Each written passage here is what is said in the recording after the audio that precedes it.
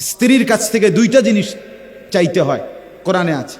এক হলো মহব্বত চাইতে হয়, ভালোবাসা চাইতে হয়, আরেকটা হলো দয়া মায়া চাইতে হয়। শুধু মহব্বত না, দুইটাই লাগে। আমি 2008 সালে বিয়ে করছি, আজকে 2023 সাল। আমার এই 15 বছরের বিবাহের জীবনে তো আমার স্ত্রী আছে, হালাল স্ত্রী। তো আমি যখন 2020 সালে মোটর সাইকেল অ্যাক্সিডেন্ট করে পাও ভাঙ্গিয়া ফেলছি, তখন আমি প্রায় দীর্ঘ 6 মাসের মতো বিছানায় এক জায়গাতে 3 মাস, প্রথম 3 মাস পড়েছিলাম। হসপিটাল থেকে আইনা আমারে যেখানে রাখছে ওইখানেই আমি পড়েছিলাম। এক সুতা নড়াচড়া করতে পারি নাই। পেশাব পায়খানা, অজু, গোসল, খানা, খাদ্য সব কিছু এই এক জায়গায়। তো সেই 6 মাসের লাগাতার আমার রাত দিনের সমস্ত খেদমত দয়া মায়া করে আমার বিবি করছে। এটা রাস্তার নর্তকীর থেকে তুমি পাইতা না, এটা মিলবে না। এজন্য স্ত্রী মানে শুধুই কি না উপভোগের সামগ্রী না, সে ভালোবাসারও জন, দয়া মায়ারও জন। দয়া মায়াও দরকার, দয়া মায়াও দরকার। আজ তুমি যদি চরিত্র নষ্ট করো, অচিরেই তোমার জন্য চরিত্রহীন নারী মিলবে। এটা কোরআনের ওয়াদা, আল্লাহর একবারে ডাইরেক্ট ওয়াদা। ডাইরেক্ট ওয়াদা শুনে দিই, কোরআনের আয়াত শুনেন। এই যে দেখেন, আল্লাহ তাআলা কোরআনে বলছেন সূরা নূর, আল খাবিসাতু লিল খাবিসিন। খবিস পুরুষের জন্য খবিস নারী, আল খাবিসুনা লিল খাবিসাত।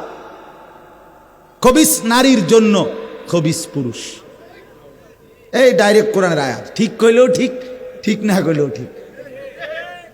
বুঝেন না? এটা কোরআনের আয়াত না, এটা ঠিক কইলেও কি ঠিক, ঠিক না কইলেও কি। এই যে অত্তাইয়িবাতু লিত্তাইয়িবিন অত্তাইয়িবুনা লিত্তাইয়িবাত। রব্বুল আলামিন বলেন, আর পবিত্র পুরুষের জন্য পবিত্র নারী, পবিত্রা নারীর জন্য পবিত্র পুরুষ। হ্যাঁ, টিট পর টেট নাকি, ইট মারলে পাটকেল খেতে হয়। তার মানে হলো আজকে তুমি নষ্ট হইলা, ও চিরেই তুমি নষ্টটাই নিতে এ বেশি দিন লাগতো না। রঙের গুড্ডি কাইটা যাবে, গুড্ডি কাইটা যায় না, এই রঙের গুড্ডি দেখতে দেখতে নাই বন্ধু। এই জন্য নষ্ট হইও না, হায়াত লম্বা। আল্লাহ হায়াত দিলে, আল্লাহ যদি বাঁচায় রাখে 60 বছর, আল্লাহ বাঁচায় রাখলে 70 বছর। ফুর্তি করলা, তামসা করলা, নয়তো 7 বছর, নয়তো 10 বছর যন্ত্রণা ভুগতে হবে, নয়তো 40 বছর। দুনিয়াতেই মিয়া, এরপরে আখিরাত সেটা তো আছেই, সেটা তো পরের বিষয়। দুনিয়াতেই যন্ত্রণা ভোগ করতে হবে। আল্লাহ তাআলা আমাদেরকে বুঝার তৌফিক দান করেন। ইসলাম স্পষ্ট, কোরআনের বিধান স্পষ্ট, শরীয়তের বিধান স্পষ্ট। একজন নারী কেমন নারী বিয়ে করবে, একজন পুরুষ ওইখান থেকে শুরু করে সন্তান গঠন সহ পুরা জিন্দেগির সমস্ত দিক নির্দেশনা, সংসারের সব কিছু আলাদা আলাদা করে পার্ট টু পার্ট, আল্লাহর কসম, আল্লাহর নবী বলে গেছে, নবীজি বলে গেছে। একটি স্ত্রী শুধুই কেবল স্ত্রী না, একজন বিবি মানে শুধুই কেবল চিনজিত লইয়া বেডিরে মার্কেটে করুন না। একজন স্ত্রী মানেই শুধু রাত কাটানো না, একজন স্ত্রী মানে একটি প্রজন্ম, একটি সংসার, একটি ফ্যামিলি, একটি বংশ গঠন। এর সাথে অনেক কিছু জড়িত। রাসূলুল্লাহ সাল্লাল্লাহু আলাইহি সাল্লামের হাদিস শুনেন। কোরআনুল কারীমের একটা আয়াত আছে, মজার একটা আয়াত শুনেন।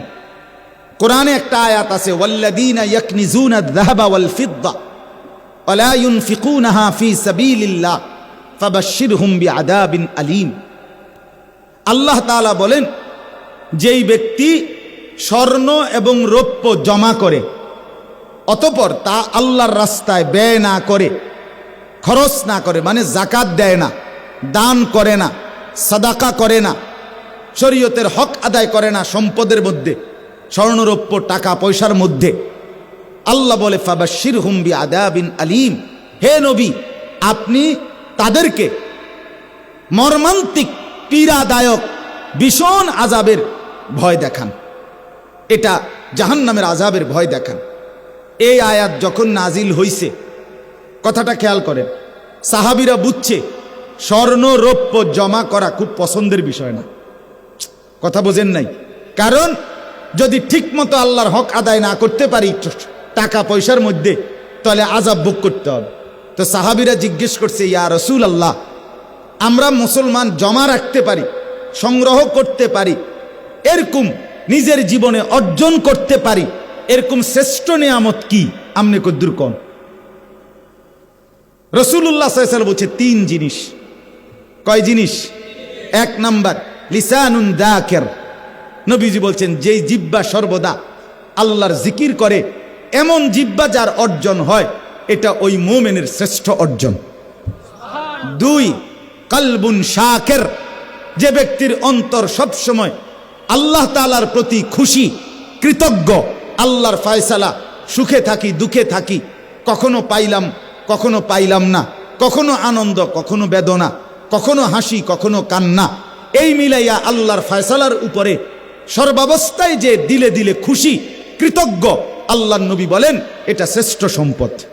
আর 3 নাম্বার ওয়া যাওজাতুম মুমিনা তুঈনুহু আলা ঈমানিহি আই দীনিহি।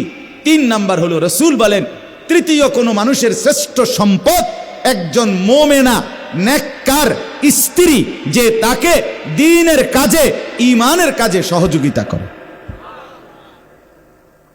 একজন পবিত্র স্ত্রী, নেককার নারী শ্রেষ্ঠ সম্পদ, শ্রেষ্ঠ সম্পদ, শ্রেষ্ঠ পুঁজি। আজকে ছেলেরা বাপ, তোমাদেরকে বলি দোস্ত, আল্লাহ তাআলা কোরআনে বলছে লা তানকিহুল মুশরিকাত হাত্তা ইউমিননা ওয়ালা আমাতুম মুমিনাতুন খায়রুম মিন মুশরিকা ওয়ালাউ আ'জাবাতকুম।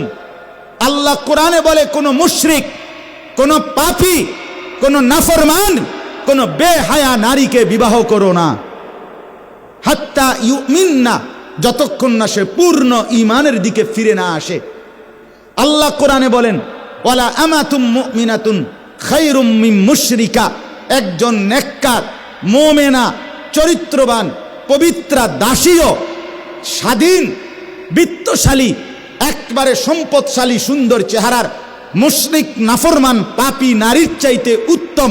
ওয়ালাউ আ'জাবাতকুম, বেশরম মুশরিক নাফরমান নারী যত আকর্ষণীয় হোক না কেন, তার চাইতে একজন নেককার, কালো হোক, কুৎসিত হোক, দাসী হোক, সে আল্লাহর কাছে দামি। কোরআনের আয়াত।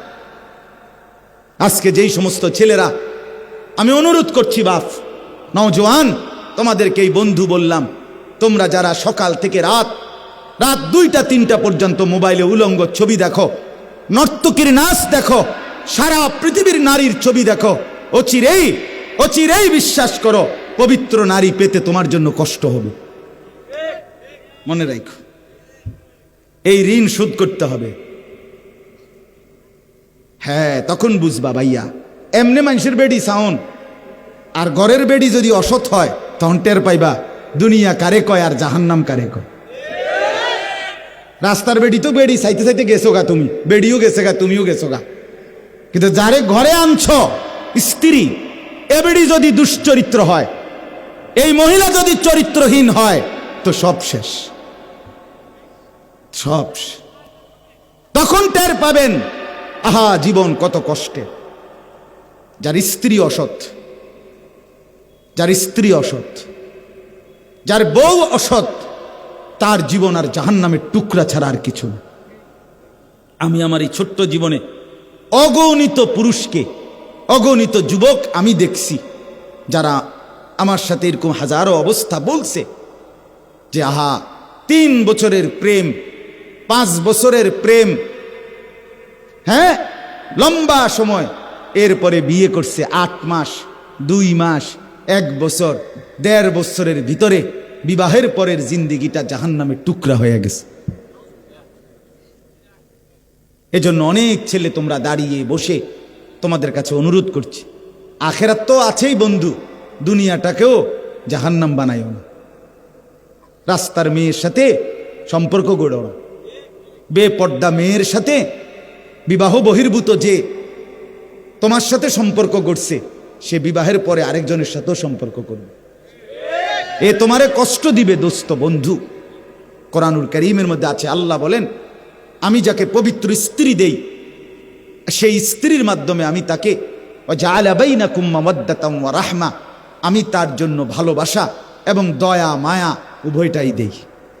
আমি লম্বা করলাম এই প্রসঙ্গটা, এতক্ষণ ধরে বলার উদ্দেশ্য এই কথাটাই বুঝানো, তোমরা অনেক ছেলে বাপ, তোমাদের জিন্দিগি যদি সুন্দর হয় তোমারই ভালো। আমি তোমার জন্য আটকায় যাব না, তুমি আমার জন্য আটকায় যাবা না, এটাই সহজ। আমার বয়ানের পরে আমি আমার পথে চলে যাব, তুমি তোমার পথে চলে যাবা, কেউ কারো জন্য আটকায় না। কিন্তু তোমার নিজের জীবন যদি আটকায়া যায় নিজের কাছে, তাহলে তো তুমি কষ্ট পাইবে। আপনজন বড় অভাব। আজকে যদি ধরে ধরে আমাদের সন্তানদেরকে না ফিরাই, তোমরা যদি না ফিরে আসো, তোমরা যদি নিজেকে সুন্দর না বানাও, খোদার কসম নিজেও কষ্ট পাবে। আর যুবকরা যদি ফিরে না আসে, ইসলামের বিজয় আসবে কোত্থেকে? দ্বীনের বিজয় আসবে কোত্থেকে বন্ধু? এজন্য আজকে আমরা নওজোয়ানদের বড় বেশি পরিবর্তন চাই, বড় পরিবর্তন চাই, বড় বেশি চাই। মুসলমানের ছেলেরা যদি নামাজি হয়, আরে বিশ্বাস করেন না, আমার একটা ব্যক্তিগত কথা আছে, এটা আমার হৃদয়ের কথা, আমার আবেগের সবটুকু দিয়ে আমি বলতে চাই, মুসলমানের যুবকরা যদি শুধু দুইটা জিনিস করে, একটা জিনিস হলো নিজের মাথার চুল চতুর্দিক থেকে সমানভাবে কাইটা চেহারা সুরত যদি মুসলমানের মতো বানায়, আর 5 ওয়াক্ত নামাজ বিশেষ করে ফজরের নামাজ যদি মুসলমানের যুবকরা পড়তে শুরু করে মসজিদে গিয়ে, আর চেহারা সুরত আর চুলটা ঠিক করে, আল্লাহর কসম গোটা পৃথিবীর কাফের আর বেঈমান বুঝবে মুসলমানের যুবকরা নড়ে চড়ে বসছে। এরা বুঝবে মুসলমানের সবচেয়ে বড় সম্পদ যুবক, তারা ইসলাম নিয়ে ভাবতেছে, আগামী দিন নিয়ে ভাবতেছে। ইনশাআল্লাহ এই যুবকদের দ্বারাই মাহাদির পক্ষে এরা লড়বে, দাজ্জালের বিরুদ্ধে লড়াই করবে ইনশাআল্লাহ।